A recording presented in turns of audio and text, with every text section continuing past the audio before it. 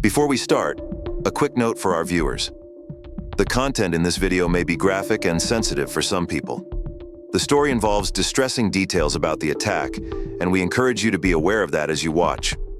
If you're affected by this kind of material, please proceed with caution. Travis the chimpanzee's story is one of tragedy, survival, and change. It reminds us of the importance of responsible pet ownership, the unpredictability of wild animals, and the lasting impact one incident can have on a community. But it also reminds us of the strength we have to rise above even the most difficult circumstances. If you find this video interesting, don't forget to like, subscribe, and click the notification bell so you never miss a new story. Your support helps us continue to share powerful stories like this one. Stay safe, and remember, every story counts. On February 16, 2009, the small town of Stamford, Connecticut, was shaken by an unimaginable event. An animal known for its intelligence, warmth, and ability to bond with humans became the center of a terrifying story. A chimpanzee named Travis, who had spent years living as a member of a family, suddenly turned violent, leaving a woman with catastrophic injuries and changing the lives of everyone involved forever. This is the tragic true crime story of Travis the chimpanzee. Travis was born in 1995 in Missouri. From a young age, he was raised by Sandra Herold, a woman in Stamford, Connecticut. Sandra had always dreamed of having a chimpanzee as a pet, and when Travis was just a baby, she brought him home. She raised him like a child, feeding him, bathing him, and even allowing him to sleep in her bed. Travis was more than just a pet. He was part of the family. As Travis grew older, he became famous. He was featured in commercials, including an ad for Coca-Cola, and even appeared in a TV show. Travis was known for his impressive skills.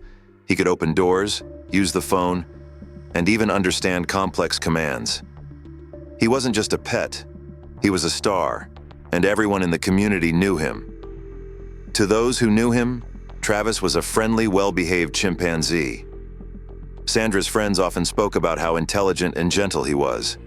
He would greet people with hugs and even eat at the table like a person. But behind the smile, there was a hidden danger. A danger that would soon become all too real. On February 16, 2009, a day that started like any other quickly turned into a nightmare for the people involved. Sandra Herold, who had raised Travis the chimpanzee as her son, was at home with him and her friend, Charla Nash. The two women had been close for years, and Charla had visited often. She and Travis had shared a bond over time, with Charla even helping to care for him. Travis, at this point, was 14 years old. He had been raised in Sandra's home in Stamford, Connecticut, and lived a life that, to the outside world, seemed like he was more like a pet than a wild animal. He was treated as a family member, dressed in clothes, driven around in a car, and even allowed to interact with visitors. But what seemed like an innocent family dynamic was fraught with danger. As chimpanzees grow older, they become much stronger and more unpredictable. While Travis had been relatively well-behaved in the past, his behavior began to change. Sandra noticed that he had been acting out in the weeks leading up to the attack, though she attributed it to the stress of his aging process. On that fateful day, Sandra had gone out to run errands, leaving Charla Nash at home with Travis. When she returned, she found that something was very wrong. Charla, visibly shaken, later explained that the chimpanzee had seemed calm at first, but something triggered a violent outburst. Charla was trying to help Sandra find her keys, which had gone missing. According to Charla, Travis had become agitated. He started to growl, showing signs of distress. He was behaving differently, and Charla wasn't sure what to do. She had worked with Travis before, but this time was different. Something about the way he was looking at her made her uneasy. Charla tried to calm him down, but in an instant, Travis became violently aggressive. In a terrifying split second, Travis charged. He attacked Charla with astonishing strength. His actions were swift and brutal. He used his powerful arms to knock her to the ground, then began to maul her face and hands. Charla screamed for help, but Sandra was outside, unaware of the chaos unfolding inside. Sandra Herold rushed inside when she heard Charla's cries, but the sight that greeted her was beyond belief. Her friend, Charla, was bleeding profusely from her face and hands, and Travis was still attacking her. Desperate to stop the madness, Sandra did something that many would find hard to understand. She grabbed a shovel and tried to beat Travis off of Charla. Sandra's frantic attempts to stop Travis were unsuccessful. The chimpanzee, enraged, fought back fiercely. It was clear that Travis was no longer the friendly, tame animal that Sandra had once known. This wasn't just an outburst. It was a violent attack fueled by unknown triggers. Sandra, realizing that the situation had spiraled out of control, bolted outside and called 911. Her voice was filled with panic as she screamed into the phone, "He's killing her!"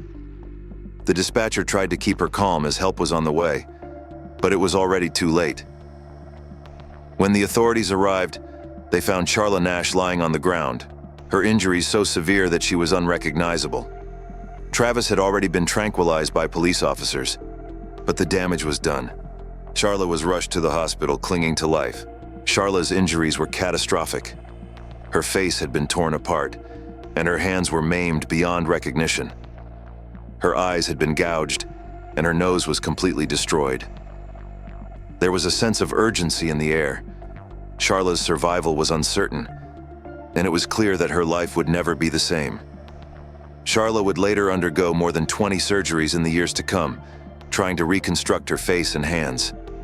But the trauma of that day, both physical and emotional, would stay with her forever. Despite the devastating injuries, Charla survived. She underwent numerous surgeries, including facial reconstruction and attempts to fit prosthetic hands. But the road to recovery was long and filled with challenges. Charla's story of survival inspired millions, but it also raised questions about the safety of keeping chimpanzees as pets. After the attack, the authorities launched an investigation into the events leading up to it. They learned that Travis had shown signs of aggression in the months before the attack. He had bitten a neighbor and displayed unusual behavior. But Sandra, who had loved Travis like a son, never thought he could turn violent. Experts in animal behavior were called in to evaluate Travis. They explained that chimpanzees, though highly intelligent, are unpredictable, especially when they live in environments that aren't suitable for their species. As animals grow older, their strength increases, but their social bonds with humans can change. Travis was a wild animal, and his behavior, though startling, wasn't completely unexpected. The case went to court, where Sandra Herold was sued for negligence. The attack led to changes in laws surrounding exotic pet ownership in Connecticut and in other states. Sandra, who was devastated by the events, was forced to confront the painful truth. Her beloved pet had become a danger to others. Charla Nash became an advocate for animal rights and a voice for those who have been harmed by exotic animals. She spoke out about the dangers of owning chimpanzees and other wild animals as pets. Charla's life had been forever changed, but she was determined to use her voice to prevent another tragedy like the one she experienced.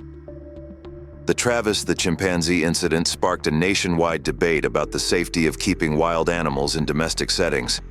In the years following the attack, many states passed stricter laws, making it harder for people to own chimpanzees and other primates. The case was a turning point in how society views exotic pet ownership. Charla Nash's journey after the attack was nothing short of extraordinary.